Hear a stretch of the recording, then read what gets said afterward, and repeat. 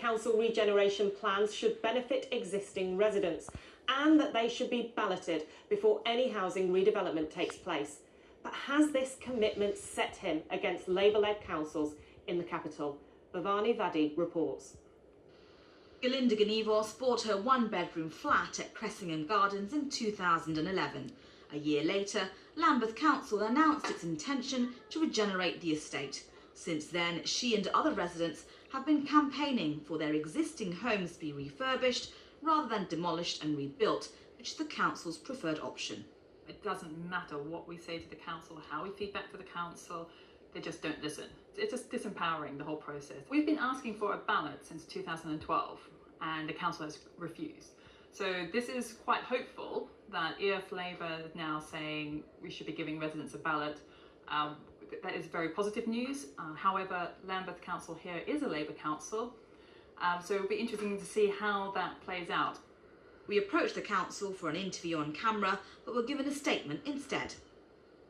Lambeth Council wouldn't comment specifically on the issue of resident ballots, but did say that their plans for redeveloping their estates, as well as their key guarantees to tenants and leaseholders, were drawn up after extensive and lengthy consultations with residents.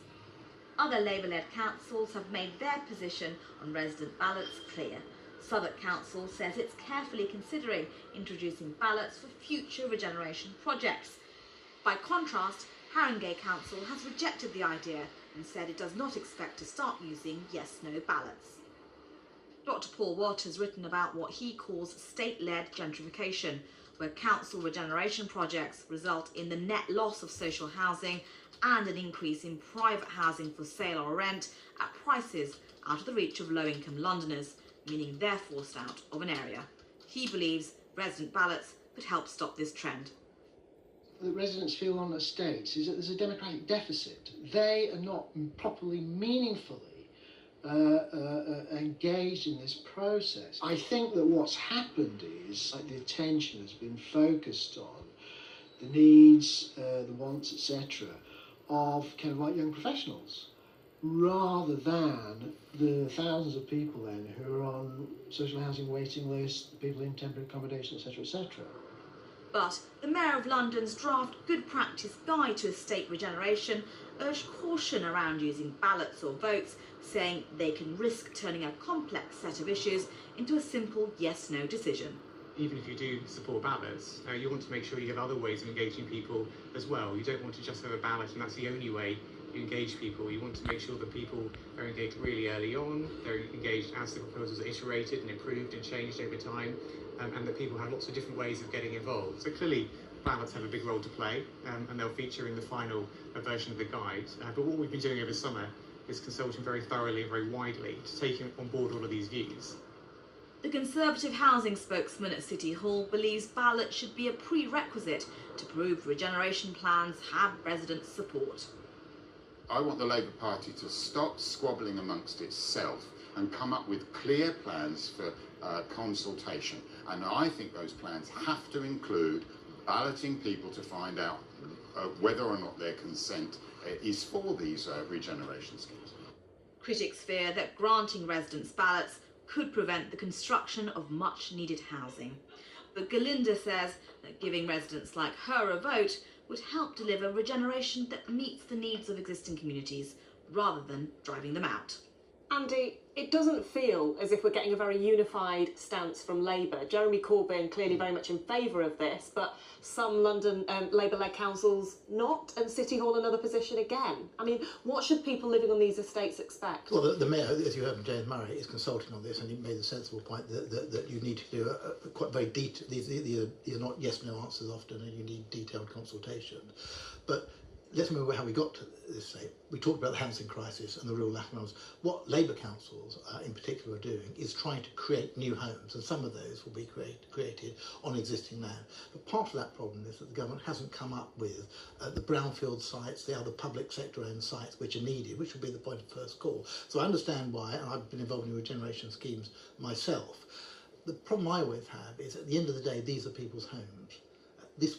You wouldn't have private streets being demolished without people having if you like, a final say on what happens.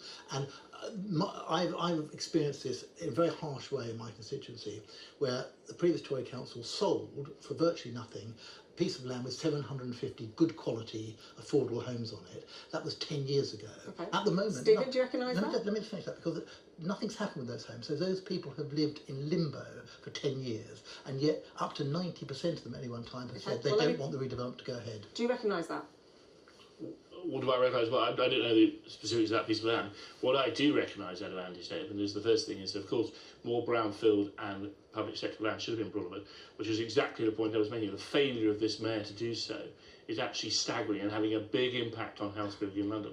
Secondly, unless you do the proper consultation with residents beforehand, most people don't like change, and so the most likely consequence of this policy is less houses being built in London. Residents should be consulted, and residents should be asked, but it shouldn't be a simple yes/no ballot as Corbyn was So suggesting. you disagree with the Conservative housing spokesman who we heard about? He actually, if you listen to him carefully, he said before any ballot there should be extensive consultation, and indeed there should, so that people could understand that they'd like to get better quality homes. It could be the chance for more homes to be built on estates, and a lot of people will vote for that, as they are doing in my area, in an area which is being regenerated around South Wimbledon. Why shouldn't people have a say? I mean, your leader talks about social cleansing. Do you recognise that in some of the regeneration projects that you've talked about? The scheme I've just talked about, you're knocking down 750 genuinely affordable homes, some for rent, some have been bought, and you're building 8,000 luxury homes up to 30 stories high with not one additional social home. And you mentioned a Conservative-led Not one council, additional but social very home. clearly there are Labour-led councils that don't agree with Jeremy Corbyn's policy, Well, like Haringey in the video. I mean, I'm not clear from what Stephen said. Presumably this development got planning permission under a Labour council in Hammersmith. No, sorry, Tim, but it's a very famous case at West Kensington Estate, the Earls Court development area, which is in Stacey. It's called a combination of a greedy developer and Tory politicians who do whatever developers would say, have put thousands of people into limbo for 10 years. That's why I think, in the end, that the existing residents do have to have the biggest say in this matter. It's their homes. Okay, so they need to have a say. And how do we stop, Stephen, regeneration essentially pushing lower income Londoners out? Well, by having a say, but also by making sure that we're having proper consultation in front of that.